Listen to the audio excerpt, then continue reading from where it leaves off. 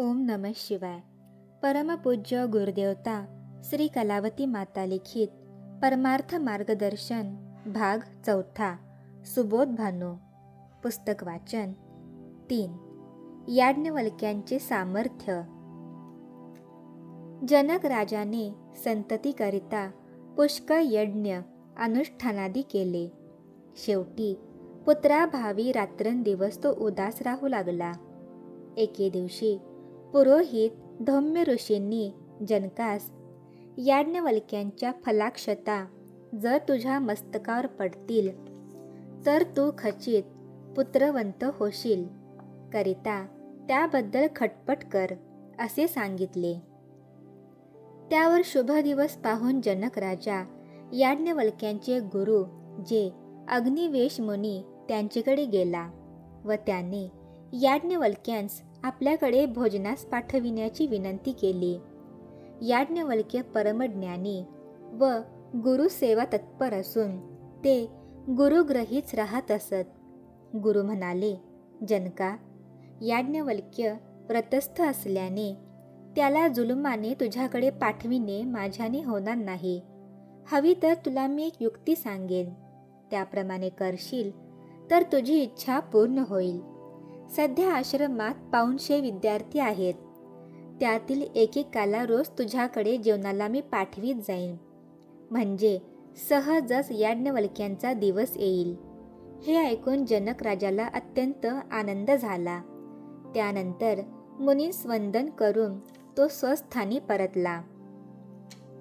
इकडे अग्निवेश मुनी विद्यार्थ्यांना उद्देशून म्हणाले, जनकाने तुम्हा सर्वांना भोजनास आमंत्रण दिले आहे, करिता उद्यापासून रोज एक जण जनकाकडे क्रमवार भोजनास चला. त्याप्रमाणे दुसऱ्या दिवसापासून एक जण जनकाकडे जाऊ लागला. भोजनोत्तर त्यांच्याकडून जनक राजा आशीर्वादाच्या अक्षता मस्तकावर घेत असे. याप्रमाणे 2 महिने लोटले. पुढे एके दिवशी जनक राजाला असे वाटले की याज्ञवल्के हे शेवटच्या आठवड्यात येणार असतील, तेव्हा आज आपण मृगयेला जाऊन यावे. जनक राजा मृगयेला गेला. त्याच दिवशी इकडे याज्ञवल्के आले. राजाने अतिथींच्या सत्कारार्थ माणसे नेमलेली होतीच. त्यांनी नित्यनियमाप्रमाणे अतिथींचे पूजन केले. भोजनोत्तर हातात अक्षता घेऊन याज्ञवल्क्यांनी राजा कोठे आहे असे विचारले. तेव्हा राजा मृगयेला गेल्याचे सेवकाने सांगितले. त्यावर राजपत्नीला बोलवा असे ते म्हणाले. राणीसाहेब 3 दिवसांच्या अडचणीत आहेत असे दासीने कळविले. तेव्हा याज्ञवल्क्यांनी चटकन शयनगृहात जाऊन पलंगावर अक्षता टाकल्या आणि ते स्वाश्रमी परतले. दुसरे दिवशी जनक राजा जेव्हा मृगयेहून आला तेव्हा याज्ञवल्क्य येऊन गेल्याचा वृत्तांत त्याला सेवकाकडून कळला. त्या समयी राजाला फारच वाईट वाटले. भोजनोत्तर जेव्हा राजा शयनगृहात गेला तेव्हा त्याला लाकडाच्या पलंगाला पालवी फुटलेली दिसली. ते पाहून राजा खिन्न होऊन राणीला म्हणाला, ज्यांच्या सामर्थ्याने शुष्क काष्ठाला देखील पालवी फुटली, त्यांच्या कृपेने खरोखर आपली इच्छा सफल होणार नव्हती का? परंतु दुर्दैव आडवे आल्यामुळे मला मृगयेला जाण्याची बुद्धी झाली आणि तुला ही अडचण आली. जगात आम्ही निपुत्रिक म्हणून घ्यावयाचे शेवटी शिल्लक आहेच असे म्हणून जनक राजा पश्चाताप पावला. तेव्हापासून त्याला इहलोकीचे विषय आवडेनासे झाले. दिवसेंदिवस मोक्षाची तळमळ वाढू लागली. आपणास आत्मज्ञानी गुरु कधी भेटेल आणि या भवचक्रापासून आपली केव्हा सुटका होईल? मुनिश्रेष्ठ याज्ञवल्क्यांची आपल्यावर कृपा झाली तर याच जन्मी आपणास मुक्त होता येईल. पण परमपवित्र अशा याज्ञवल्क्य मुनींना शरण जाण्याचे भाग्य आपणास कसे लाभेल? या विवंचनेत तो सदा राहू लागला. पुढे धौम्य ऋषींच्या सांगण्यावरून जनकाने यज्ञ करण्याचे ठरविले आणि तन्निमित्त याज्ञवल्क्यांसह इतर ऋषी मंडळींना आमंत्रण केले. यज्ञार्थ आलेल्या मंडळींचे यथोचित स्वागत करून त्यांची योग्य बडदास्त ठेवली. आपण याज्ञवल्क्यांना शरण जाण्यापूर्वी त्यांचे सामर्थ्य इतर ऋषींच्या नजरेस आणून द्यावे अशा विचाराने जनक राजा एके दिवशी दानशाळेत जाऊन हातात झारी घेऊन म्हणाला, आज मी सहस्त्र सोन्याच्या वासरांसहित सालंकृत गायी वर दक्षिणा ठेवून दान देणार आहे. करिता या ठिकाणी जो ब्रह्मवेत्ता आणि निस्पृह असेल त्याने उठावे आणि हे दान घ्यावे. हे वाक्य ऐकताच सर्व ऋषीगण गडबडले. त्यांना असे वाटले की जो ब्रह्मवेत्ता आहे तो निस्पृह असल्यामुळे गायी दान घेण्यास तयार होणार नाही. जर आम्ही दान घेण्यासाठी उठावे तर आम्ही निस्पृह व ब्रह्मवेत्ता नाही असे लोक समजतील. म्हणून ते सर्वजण स्तब्ध बसून राहिले.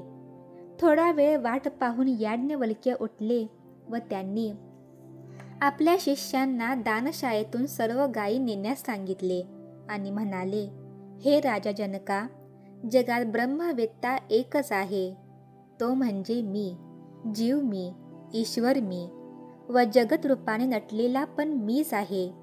अरूप, अनाम, त्रिगुणरहित, त्रिविध, अहंकाररहित, त्रिदोषरहित, त्रिदेहातीत, पंचकोशाहून निराळे, षड्विकाराहून वेगळे, नित्यशुद्ध जे तत्व ते मी, जितेंद्रिय, स्वानुभव सोहळा भोगणारा, ब्रह्मानंदात निमग्न असणारा तत्ववेत्ता पण मीच होय.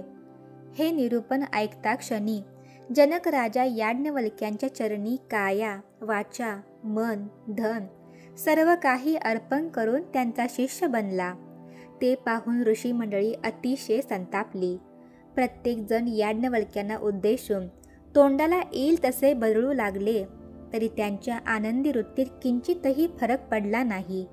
इतक्यात एकाने याज्ञवल्क्यांना प्रश्न केला, तू ब्रह्मवेत्ता म्हणवितोस आणि अधाशीपणाने शिष्यांकडून गायी पाठविल्यास हे कसे? याज्ञवल्क्य म्हणाले, विषय शेतात भटकणाऱ्या गायींना वळवून जो निरंजनी चारण्यास नेतो तोच ब्रह्मवेत्ता होय.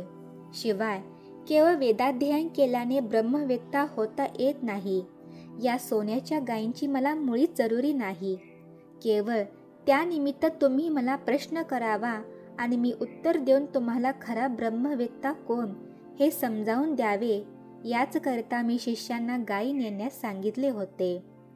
हे याज्ञवल्क्यांचे निरूपण कोणासही पटले नसल्याने ऋषीगण सर्व वादास प्रवृत्त झाले.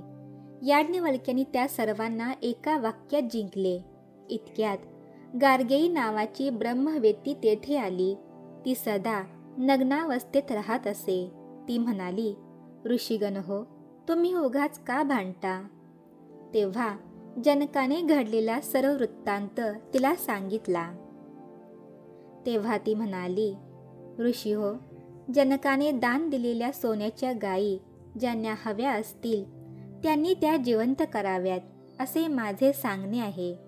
तेव्हा न्यायशास्त्रात प्रवीण असलेले पंडित म्हणाले, निर्जीवाला सजीव करणे हे आमचे काम नसून परमेश्वराचे आहे. आम्ही त्यांचे किंकर आहोत. तेव्हा आमचेकडे ते सामर्थ्य कसे असणार?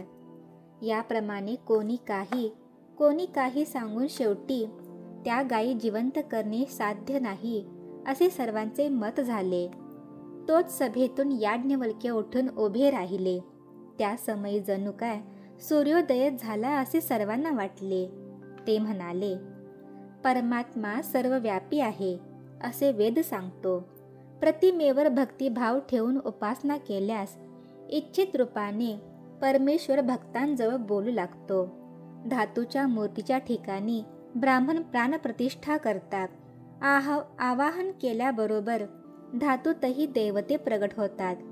असे असता सोन्याच्या गायीत परमेश्वराचे वास्तव्य नाही असे कसे होईल? असे म्हणून त्यांनी त्या सोन्याच्या गायींवर तीर्थ शिंपडले. तोच त्या गायी सजीव झाल्या आणि वासरे भराभर दूध पिऊ लागली. तेव्हा ऋषींपैकी एक जण म्हणाला, याज्ञवल्क्यांनी कपटाने जादूने ही कृती केली आहे, करिता आम्ही मानणार नाही.